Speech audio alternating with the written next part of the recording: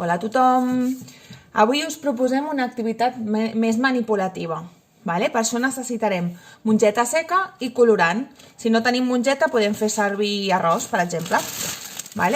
Posem les mongetes dins d'una bossa.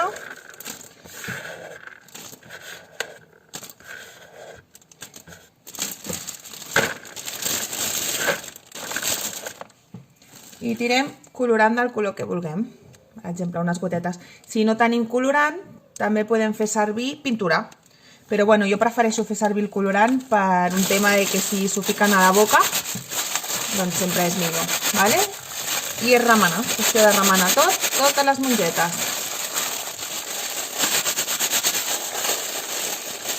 Veieu que van agafant color?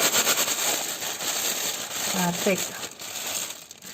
I així anem fent amb tots els colors que vulguem. Veieu? Nosaltres hem fet verd, vermell i blau. I ara es tracta de posar-ho amb una safata ben estès perquè s'assequi. Veieu? I així ja ho tindríem. Ho deixem assecar i segurament d'un dia per l'altre ho tenim llest.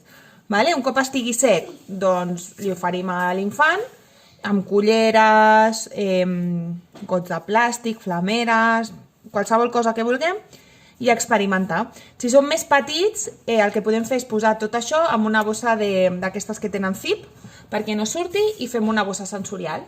D'acord? Doncs vinga, animeu-vos!